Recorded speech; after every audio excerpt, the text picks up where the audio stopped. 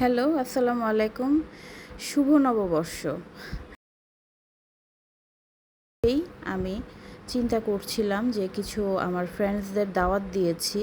এর মধ্যে আমার কিছু সিনিয়র, জুনিয়র এবং আমি সব কিছুই আছে এবং এদেরকে আমার যেহেতু বাসায় ইনভাইট করেছি, তো সকাল সকাল ভাবলাম যে সব কিছু একটু রেডি করে নিই এবং সব কিছু অগোছালো দেখতেই পাচ্ছেন। এগুলো আমি কিভাবে করব এবং বেশ কিছু আইটেম করব। এর মধ্যে আমার এই চোখের কি বলে কপালের ব্রণটা আমাকে এত ডিস্টার্ব করছিল যে এর মধ্যেই পয়লা বৈশাখের পরেও তো আমি এটা খুঁটাইতে পারতাম, বাট না, আমি এর আগেই এই কাজটা আকামটা করছি, খোঁচায় খোঁচায় দাগ বানায় ফেলছি, তাও সেফটি পিন দিয়ে। যাই হোক, এক চুলায় খিচুড়ি বসায় দিছি, তারপরে আপনার কি বলে মুরগি হয়ে গেছে ভর্তার জন্য, যেহেতু পয়লা বৈশাখের একটু একটু করে কাজ করছিলাম। তো তারপরে আমি এই তো ভর্তার প্রিপারেশন করছিলাম। পটল ভাজি, বেগুন ভাজি আগেই করে ফেলেছিলাম এবং এই মাটির ডিনার সেটগুলো আমি অনেক দিন আগে আড়ং থেকে কিনেছিলাম খুব শখ করে, বাট কখনো বের করে আয়োজন করা হয় নাই। বাট আজকে যখন ভাবলাম যে পয়লা বৈশাখ উপলক্ষেই যখন সবাই আসবে এবং সবাই একটু ছবি টবি তুলবে, তো কেন না আমি একটু সুন্দর করে সব কিছু ডেকোরেশন করি। তো আমার এই বিধ্বস্ত অবস্থা, আমি চিন্তা করছি আমি কখন সব রেডি করব আর কখনই বা রেডি হব, নিজের জন্য তৈরি হব। তো সব কিছু রেডি টেডি করতে করতেই ওরা চলে এসেছে এর মধ্যে, এবং এর মধ্যে আরও একজনের জন্য আমরা অপেক্ষা করছিলাম। এর মধ্যে সবাই খুব এক্সাইটেড, আমার বাসায় সবাই ছবি তুলবে। আমার বাসায় অবশ্য ছবি তোলার জন্য সুন্দর সুন্দর জায়গা আছে, বারান্দা, তারপর এই তো এই ও ভিতরে ও হচ্ছে ডক্টর, আমাদের এমবিবিএস শেষ করছে। আর এখানে অনেক প্রফেশনের মেয়ে আছে, এই যে এই মেয়েটা টিচার, ও স্কুলের টিচার, তারপরে ও হাউস ওয়াইফ, তারপরে আর ওই যে যে ফোনে কথা বলছে ওই মেয়েটা আমার জিমের ট্রেনার, এই মেয়েটাও একটা হসপিটালে অ্যাডমিনের দায়িত্বে আছে। আর আমি তো, আমাকে সবাই আপনারা চেনেন ভালো করে। আর আরেকটা মেয়ে আসবে, ওর জন্য আমরা অপেক্ষা করছিলাম, যার কারণে খাওয়া দাওয়া একটু দেরি করে স্টার্ট করেছি। তো সবাই আমার বারান্দায় সুন্দর করে যার যার মতো ছবি তুলছে। আর কমপক্ষে আমাকে দিয়ে মনে হয় 300-400 ছবি তুলে আমার মোবাইলের স্পেস আর নাই, আমার ছবি বরং কম তোলা হয়েছে। আমি যেহেতু ছবি তুলতে পছন্দ করি, যার কারণে আমি সবার ছবি তুলে দিয়েছি, কিন্তু আমার ছবি আর কেউ তুলে দেওয়ার মানুষ ছিল না।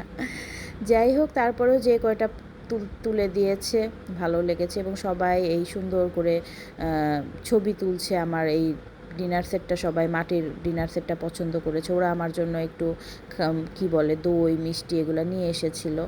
তো আমি এই তো সার্ভ করছি, তারপর দিচ্ছি, সবার সাথে গল্প করছি, ভালোই মজা লাগছিল।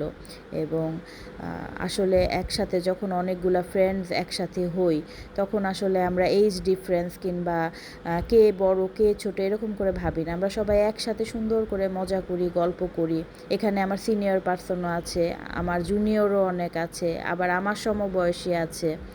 আমরা সবাই এখানে আসলে মোস্ট অফ দাই হচ্ছে আমি যেখানে জিম করি সেই জিমের কিছু মেয়েদের সাথে অনেক বছর ধরে একসাথে আসলে আমরা করি, তো জিম করি, তো ওইভাবে ওদের সাথে আমার খুব ভালো একটা গুড রিলেশন হয়ে গেছে। তো সবাইকে খাবার সার্ভ করে দিচ্ছি এবং আমি আসলে খুব একটা মানুষকে বেড়ে বেড়ে দিতে পারি না, কারণ কেন জানি আমি কাউকে কোনো কিছু ফোর্স করে জোর করে করতে পারি না। আমি বারবার বলছি যে যার যেটা লাগে সবাই নিয়ে নিয়ে খাবা, সবার নিজের বাসার মতো মনে করে।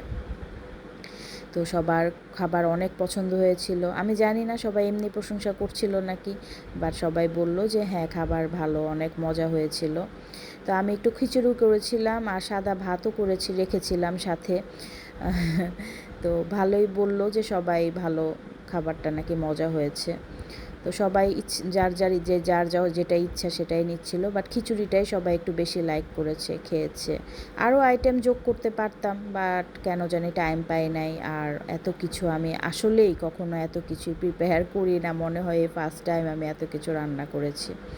তো সবাই অনেক মজা করে খাচ্ছিল, গল্প করছিল এবং আমাদের নানান ধরনের হইচই হাসাহাসি মজা করছিলাম।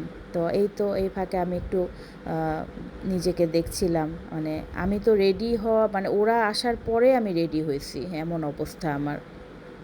কারণ যে রান্না করে সে কিন্তু তেমন একটা রেডি হতে পারে না। আর ওরা আমার বারান্দা দিয়ে ওই যে পিছনে সুন্দর ব্যাকগ্রাউন্ড, তো ওইটা দিয়ে ওরা খুব পছন্দ করে ছবি তুলছিল। আর আমি যতটুকু পারা যায় নিয়ে ভিডিও করছিলাম ব্লগ করার জন্য। আর তারপরে সবাই টায়ার্ড হয়ে দেখেন কাপড় চোপড়ও চেঞ্জ করে ফেলছে। আর এদিকে আমি টিমের সাথে অনেকক্ষণ দেখা হয় না, আমি একটু টিমকে আদর করছিলাম এই ফাঁকে। ওকে বেশিক্ষণ না দেখলে আমার ভালো লাগে না, ও অস্থির হয়ে গেছিলো।